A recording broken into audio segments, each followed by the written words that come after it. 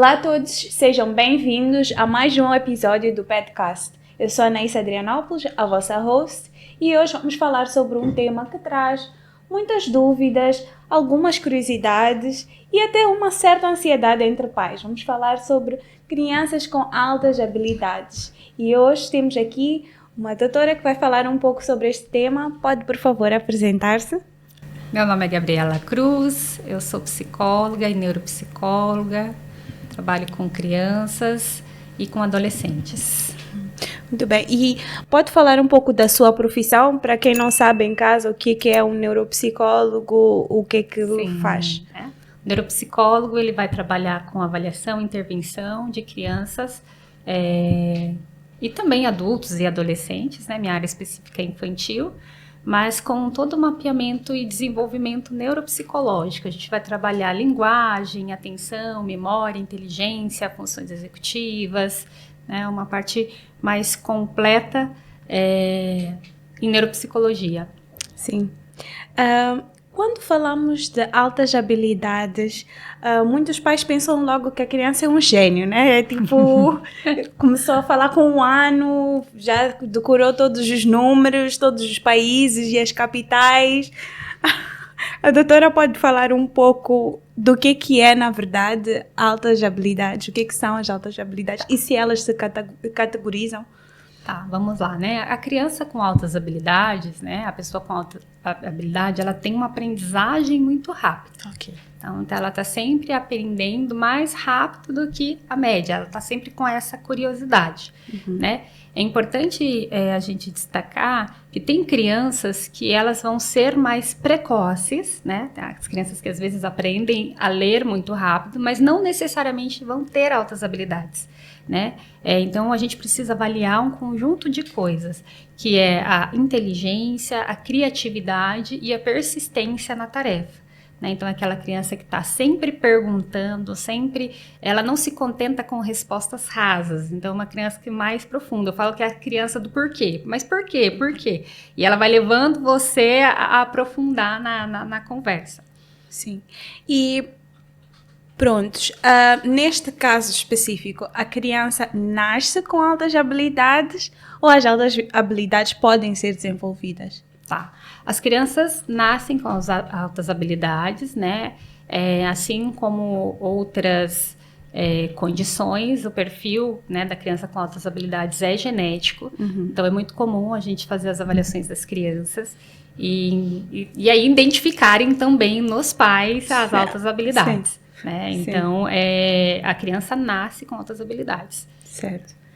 Então, estas crianças com altas habilidades são sempre as crianças, a doutora estava a falar de crianças que perguntam, crianças que são curiosas, que não se satisfazem com questões superficiais, mas estas crianças são aquelas que tiram sempre boas notas, estão sempre no quadro de honra, ou isso não é só um indicativo de altas habilidades? Não nos devemos só basear nisso? Não necessariamente, porque o que acontece? A criança com altas habilidades, ela precisa ser estimulada, né, para engajar na tarefa. E às vezes o ambiente escolar, às vezes a própria classe que a criança está, ela não traz esse estímulo. Então a criança pode se sentir desmotivada. Sim. Né? Porque o que a gente observa também é que ela não vai ter o mesmo interesse que as outras crianças. E isso pode levar ao tédio. Né? E crianças com altas habilidades têm dificuldade de lidar com o tédio. O que acaba acontecendo é que isso interfere também nas notas. Sim. Então, nem sempre a criança com altas habilidades vai tirar a nota máxima em tudo. Isso, né, a gente fala que é um mito. Sim, sim. E já agora, quais são os sinais mais comuns que os pais, educadores, professores podem ter em mente para conseguir observar e identificar estas altas habilidades? Tá.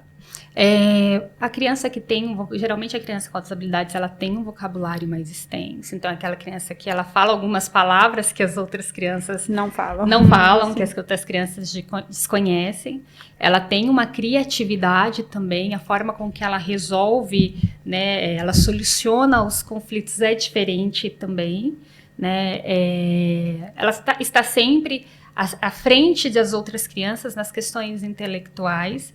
Então, a gente fala que na escola é mais fácil a identificação, porque a gente consegue ver várias crianças, né, da mesma faixa etária, né, e a criança com altas habilidades, ela vai ali se destacar, né, mas pensar também que são crianças que mais vulneráveis emocionalmente. Ok. Né, então isso também é um ponto importante, porque a gente sempre fica com essa coisa, né? A criança com altas habilidades, ela sabe tudo e ela vai dar conta de tudo. Sim. Né? E não é assim que acontece. Acabamos associando as altas habilidades um pouco à maturidade. Exatamente, né? E existe uma descompensação, porque ela vai ter um cognitivo mais à frente das outras crianças, mas ela vai ter um emocional mais sensível, porque o sistema nervoso da criança com altas habilidades é mais sensível, e isso justifica a aprendizagem rápida. Então, ela aprende rapidamente, mas o que também acaba acontecendo é que ela é mais sensível às questões emocionais. Sim. E também às questões de saúde. Então, são crianças que costumam dormir muito pouco, porque ela tem sede de aprendizagem, né? Sim. Então, aquela criança que vai dando 10, 11, meia-noite, e ela não quer dormir porque ela quer saber o nome de todas as estrelas, de todos os astros, e ela quer aprofundar coisas que não é comum da faixa etária dela.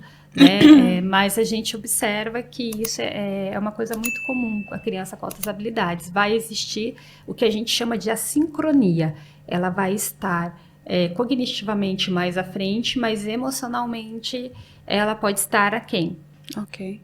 E muitos pais falam, por exemplo, o meu filho falava mais que 2 línguas quando era pequeno, aprendeu bem cedo a falar 2 línguas ou mais, e ele absorve muito rápido as línguas. Isso por si só é um sinal de alta habilidade?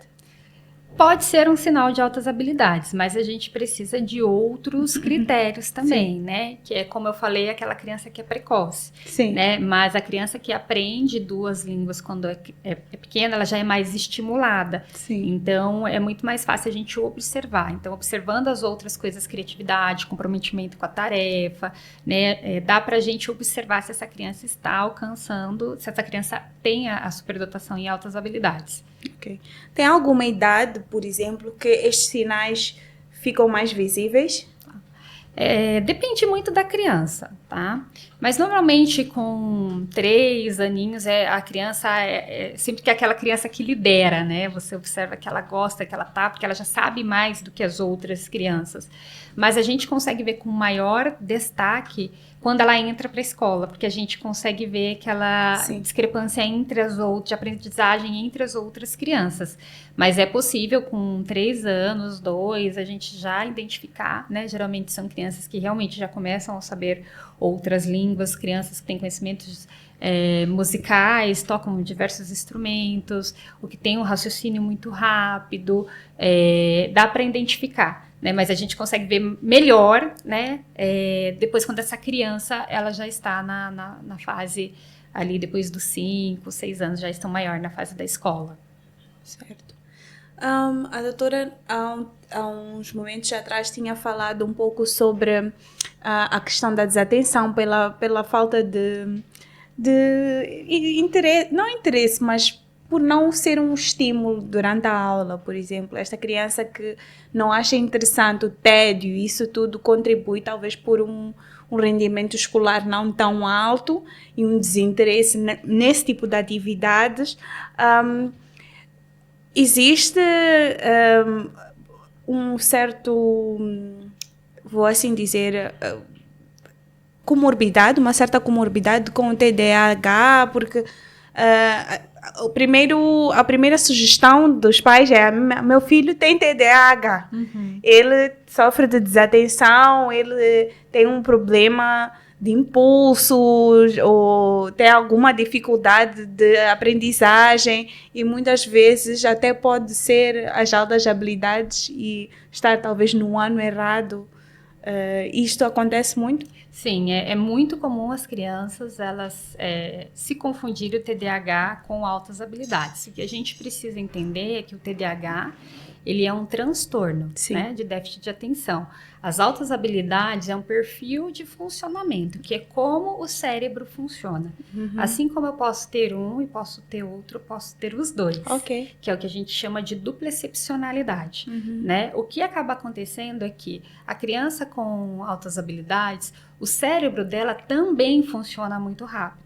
E o que acaba acontecendo é que muitas vezes essa criança termina primeiro que as outras, ela não lida muito bem com o TED, e aí o que ela faz nesse tempo restante? Se eu não tenho um direcionamento, uma outra atividade, ela vai dar problema na sala de aula. Sim. E aí é o que acaba também atrapalhando.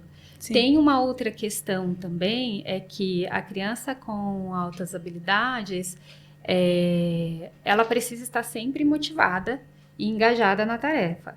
E ela não gosta de fazer a mesma coisa. Então, uma vez que ela já aprendeu o mesmo conteúdo, né, se falar daquele mesmo conteúdo de novo é uma coisa que para ela é muito ruim. Às vezes ela perde a paciência. E nós acabamos repetindo, a gente aprende por repetição. Sim, sim. Então, o que acontece é que vai levando ao tédio, porque sempre a mesma coisa, mas isso eu já sei, você vai falar de novo. Sim, sim. E aí isso vai causando um problema, muitas vezes, na escola. Sim, sim. Então, as crianças que têm altas habilidades nem sempre são as melhores alunas, mas é necessário ter profissionais que saibam identificar isso. Existe algum tipo de trabalho que é feito multidisciplinar para poder ajudar os pais e estas próprias crianças a identificar este tipo de habilidades? Sim, para a identificação a gente sempre vai fazer a avaliação neuropsicológica, que é a mais indicado, né? Mas a gente sabe que nem todo mundo vai ter condições de fazer a avaliação neuropsicológica. Então é importante a gente saber identificar. Identificando, o que a gente precisa entender é qual é o prejuízo que essa criança precisa ter. Porque muitas vezes a gente acha que a criança com altas habilidades, a gente vai ter que fazer um monte de coisas. E se a criança ela não traz prejuízos, tá tudo bem, né? Então a gente fala até na questão da aceleração de classe, né? Ela só é indicada quando existe um prejuízo, porque muitas vezes cognitivamente ela está sim à frente da classe, mas ela ainda tem dificuldade de lidar com a turma, com os colegas, não sabe esperar. Então isso precisa também ser avaliado. Sim. Já falando disto, é importante também tentarmos perceber um pouco esta questão que a doutora já tinha falado um pouco atrás, da não imaturidade, mas esta desigualdade emocional, social que estas crianças têm, que até certo ponto para elas mesmas pode criar frustração e talvez até um certo nível de ansiedade. Como é que os pais e o próprio profissional neuropsicólogo trabalha com isso?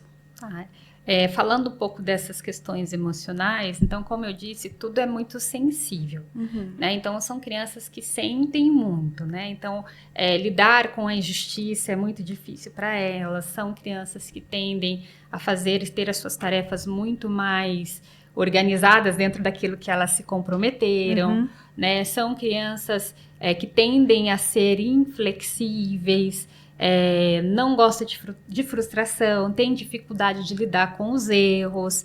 Então, isso acaba trazendo prejuízos para ela emocionalmente, porque a gente não tem controle sobre a vida, sobre o que vai acontecer. Sim. Então, nesse aspecto, é aí que os profissionais entram para ajudar essa criança, né, a não ser tão rígida, porque tende a ser mais rígido. Porque é assim que eu aprendi, assim que eu aprendi, é assim que eu vou fazer. Sim. E eu preciso acertar a todo custo. Sim. E aí tem a dificuldade até mesmo de aceitar ajuda. Geralmente são pessoas que tendem a ter um interesse em trabalhar sozinho. Sim.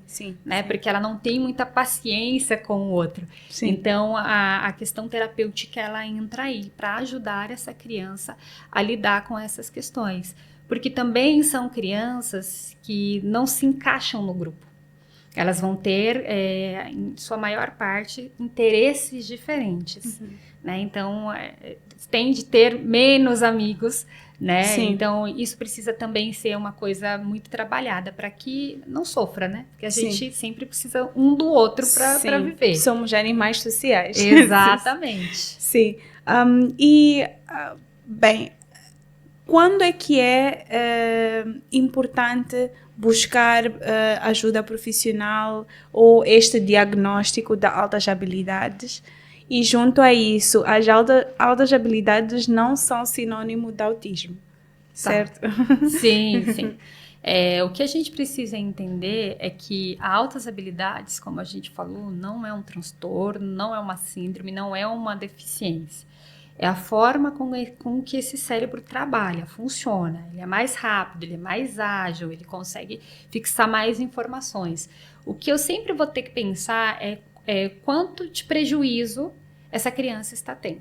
Porque aprender, ela está aprendendo, né? Isso, a parte cognitiva está ok. Mas o quanto que ela está sofrendo emocionalmente com as outras questões. Quando eu percebo que existe um sofrimento, que ela não está se encaixando no grupo, é uma criança que chora, né? Tem dificuldade de lidar com outras crianças, traz prejuízos na escola, é aí que eu preciso procurar e buscar uma ajuda. Sempre que a gente perceber que há um prejuízo social, funcional. Sim. Né? E como é que os pais podem fazer para ajudar a gerir esta situação e a apoiar os seus filhos? Primeiro é entender que ele funciona diferente, né? Eu acho que esse é o principal ponto, né? Tem algumas coisas que a gente precisa entender, é que cada filho é um filho, cada pessoa é uma pessoa e cada um vai funcionar de um jeito diferente, né? E muitas vezes nós queremos colocar as pessoas, as crianças dentro de uma caixinha e que ela faça tudo igual. Com a criança que tem altas habilidades, isso não vai funcionar, muito pelo contrário, isso vai causar sofrimento. Então, primeiro eu entender que esse funcionamento é diferente, eu entender que com essa criança eu vou ter que ter um pouco mais de paciência, porque essa criança é emotiva, essa criança ela tem um modo diferente de pensar, né? E requer muita paciência, porque quando a gente fala de altas habilidades, nós logo associamos que nós não precisamos fazer nada e que essa criança vai crescer sozinha. Sim, sim. E não é bem assim que funciona. Ela continua sendo criança, ela continua precisando de colo, de carinho, de direção, de cuidado, de ajuda para a resolução de conflitos. De limites, né? Porque crianças, elas têm sede de conhecimento, então elas tendem a não parar. E muitas vezes o cérebro não vai acompanhar, o corpo não vai acompanhar o cérebro. Sim, sim. Então são crianças que muitas vezes ficam exaustas e ficam cansadas, mas elas não conseguem entender o porquê. Então até o freio a gente precisa colocar para essa criança. Ok. Né? Okay. Nós temos crianças que querem fazer diversos esportes, diversas coisas, e aí os pais deixam fazer e aí os conflitos começam, porque tem prejuízo no sono, a criança está cansada, mas a criança não quer parar. Né? E se nós pais que estão enxergando isso, a gente precisa, né, direcioná-la e colocar o limite para que ela viva também de uma forma mais saudável. Sim. Eu acho que os pais também têm que perceber que não estão a tentar criar um adulto pequeno, mas sim uma criança estável e emocionalmente equilibrada, de certa forma. Apesar de ser um grande desafio, primeiro saber identificar, acho que também há uma grande dificuldade para os pais a não pressionar e não criar mais pressão sobre aquela criança. Porque ele sabe isso tudo, mostra, faz, não sei o quê, porque o pai sente-se orgulhoso por ver aquilo, não é? E isso pode criar algum tipo de prejudício na criança? Sim, a criança que tem as habilidades, para ela está acompanhando dentro daquilo que, né, todas as pessoas acompanham. Sim. Elas tendem a não enxergar que ela tem uma capacidade maior do que as outras pessoas. Isso é muito característico, não só de crianças, mas de adultos. Porque eles estão sempre buscando a fazer o melhor. Sim. Então, eles não têm essa dificuldade, esse reconhecimento de que eu sou bom, porque eles nunca acham que são bons o suficiente. Então, sempre também que os pais ficam, olha, faz isso, olha, faz aquilo, para eles isso é muito entediante, muito chato, e acaba prejudicando, porque ele não quer se sentir diferente dos outros. Uma vez que essa criança já tem a percepção, ela quer pertencer ao grupo. E isso já é difícil. Então, quando a gente coloca a criança numa situação como essa, isso acaba prejudicando a criança emocionalmente, né? Sim, sim. Estamos já a caminhar para a reta final, mas uma pergunta que também deve confundir alguns pais é importante que a escola e os pais sejam exigentes e criem desafios para esta criança, ou é importante também, em alguns momentos, deixar que o tédio aconteça, incentivar a brincadeira livre? Como é que pode-se criar este equilíbrio? Tá. Essa é a palavra, equilíbrio. Né? A gente fala que equilíbrio é tudo. Se a criança se a gente consegue estabelecer para ela o equilíbrio, né, a coisa flui de uma forma muito mais saudável. Sim. Então, é identificar. Eu não posso sobrecarregar essa criança com atividades acadêmicas, com atividades extracurriculares, mas eu também preciso, né, que essa criança vá no parque, que essa criança se socialize, que essa criança brinque, dar espaço para essa criatividade dela. Então, é sempre buscar o equilíbrio, né, porque a gente observa também que os pais, quando descobrem que a criança tem altas habilidades, eles querem colocar elas em todas essas atividades. Sim. E a agenda dela fica maior do que a nossa. Sim, sim, sim. E a gente esquece do que mais essa criança mais precisa é de descanso. Sim. Porque o cérebro dela não para. Então, nós somos adultos, nós temos consciência e conseguimos, de certa forma, nos regular sozinho. Sim, né? sim. Mas a criança não. Então, o pai precisa ser esse freio. Antes de ter altas habilidades, ela é uma criança e ela precisa brincar como uma criança, né? E para que eu possa ajudá-la, a única coisa que eu preciso e a coisa mais importante a se fazer, né? Enquanto pai, enquanto mãe, é olhar como uma criança. Sim.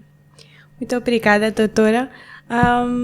Para deixar ficar aqui uma mensagem para um pai ou uma mãe ou a um familiar que acha que tem uma criança que tem alta habilidade, o que a doutora deixa ficar aqui para estas pessoas? Tá. O importante é estimulá-la, o importante é acolhê-la, né? Muitas vezes essas crianças, elas são tidas também como crianças que atrapalham ou que querem saber mais do que os outros, que querem fazer outras coisas e estão fora da caixa, né? Então, precisa se entender, precisa se abraçar e essas crianças precisam ser muito acolhidas, né? Porque o desafio para elas de funcionar diferente, elas já têm. O que elas precisam é de acolhimento, de abraço. Sim, sim. Muito obrigada, doutora. Não sei se quer deixar aqui ficar mais alguma coisa. Eu que agradeço pelo convite. Tem alguma coisa que gostaria de deixar ficar para outros pais? Algum ensinamento? Mais alguma informação importante? Não, acho que não. Ficou tudo em mente. Ok. Muito obrigada mais uma vez por vir aqui, por explicar sobre este tema super interessante. Em relação a este tema, deixar ficar claro que toda criança é única. Conheçam os vossos filhos, conheçam os vossos pequenos, a vossa família, tentem perceber como é que eles são, como a doutora teve a explicar, estimulem, mas também deixem a criança ser criança. Nós vamos ficar por aqui e vejo-vos no próximo episódio. Obrigada!